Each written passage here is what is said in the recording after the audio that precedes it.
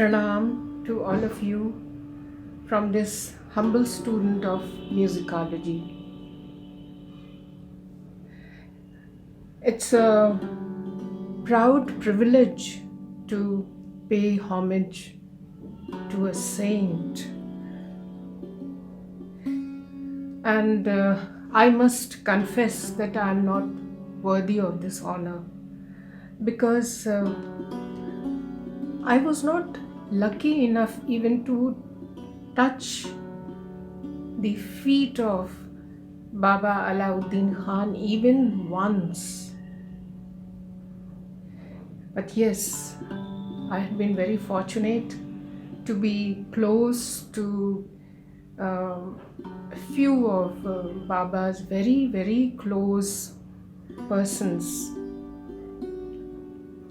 For example, Ustad Ali Akbar Khan Sahab and Baba's grandson-in-law, Dr. E.S. Pereira.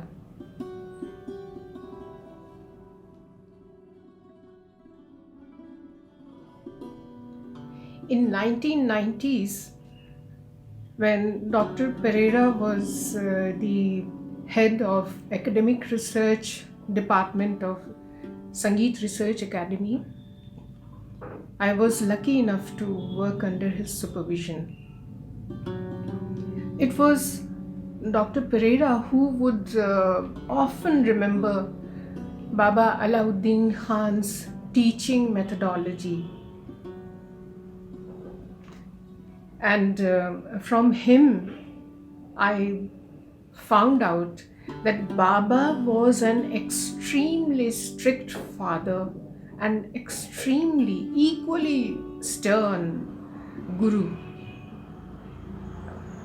Dr. Pereira would often say that bhool koreo bhool kora cholbe na. He was so, his supervision was so stern. Later, this was confirmed by Ustad Ali Akbar Khan as well as Ustad Ashish Khan.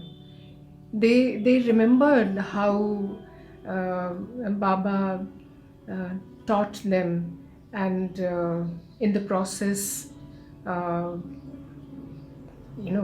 he hit the ceiling every now and then.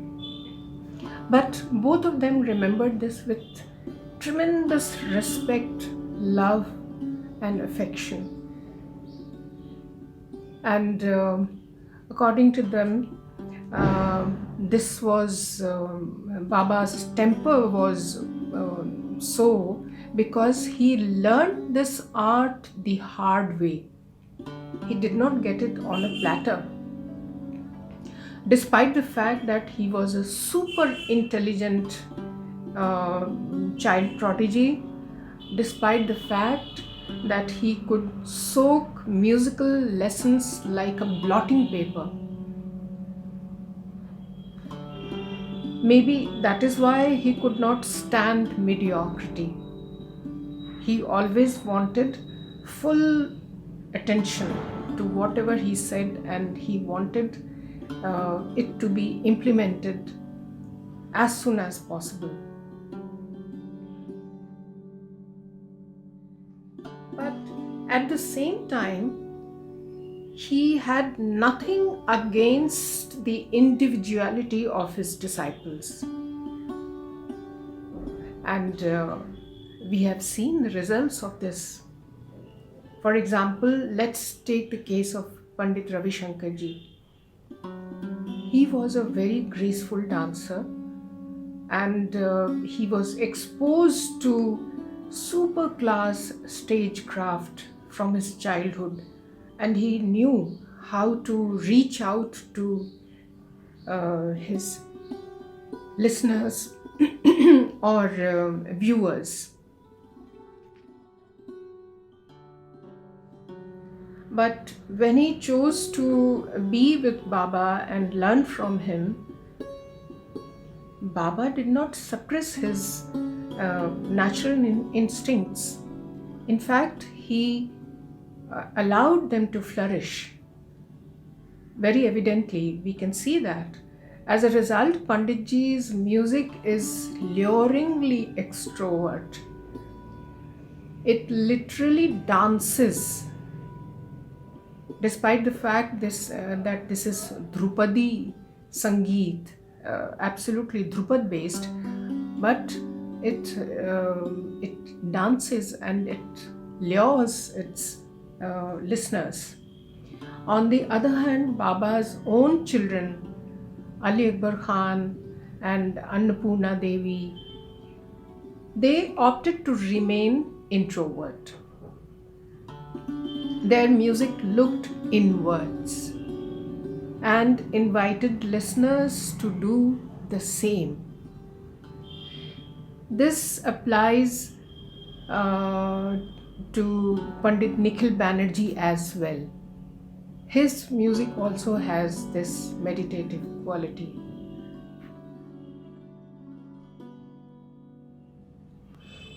When I met Ustad Ali Akbar Khan for the first time, and I requested him to tell us about his childhood days and how he learned from Baba, I was expecting the anecdotes related to his hardships, but I was surprised, I was absolutely mesmerized to see a devotee in front of me who had surrendered completely at the lotus feet of his Baba and Guru.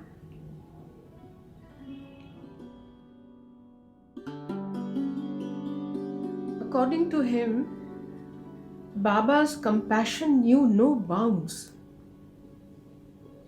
He would give all that he had, all his gyan or knowledge or musical wisdom, to a deserving seeker without any inhibition or without any restraint or without any feeling of,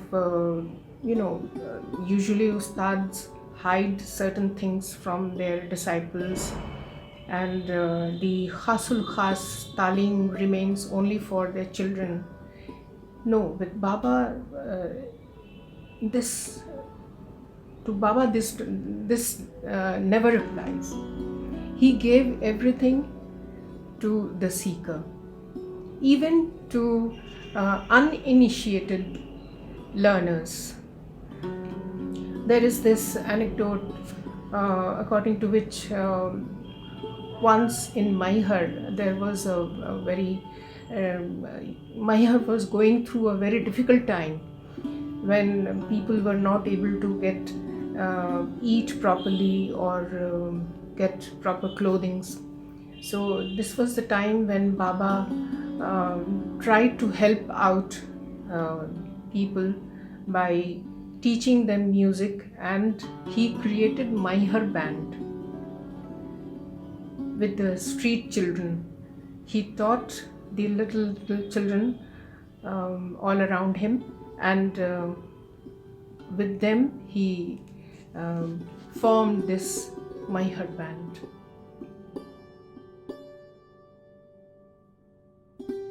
Maybe that is how the concept of Vadya Vrind came into existence, and we find such lovely compositions gifted to us by Pandit Ravi Shankar and Pandit Timir Baran.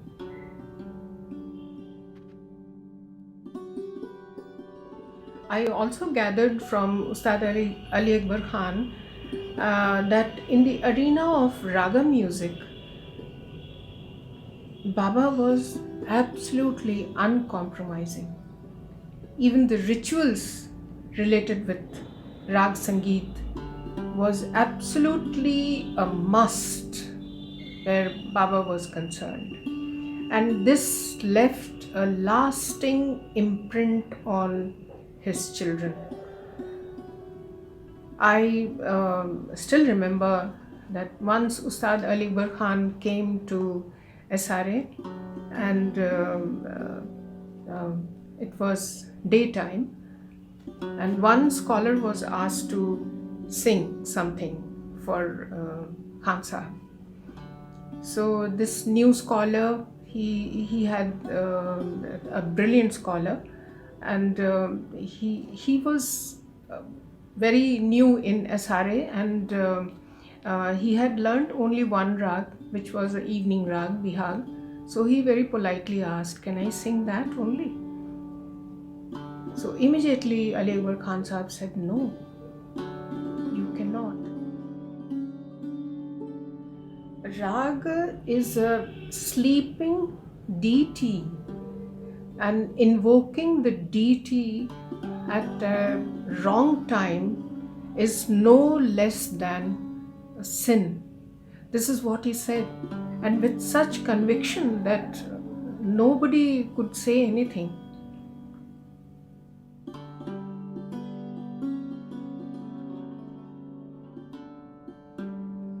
Ali Akbar Khan Sahib also said that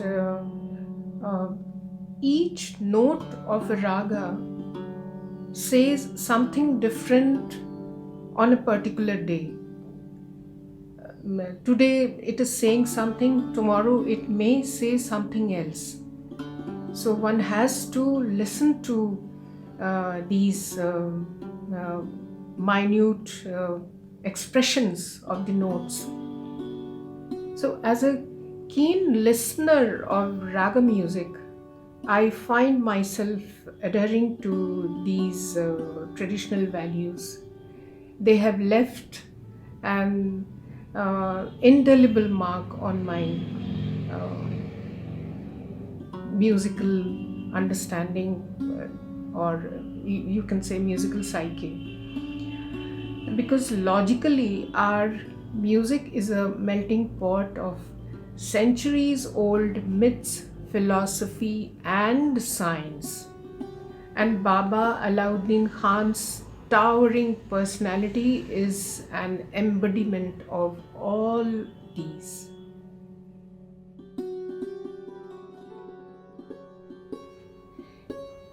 The world of Indian classical music is deeply indebted to Baba for re-establishing olden values, and that too in this era of skepticism.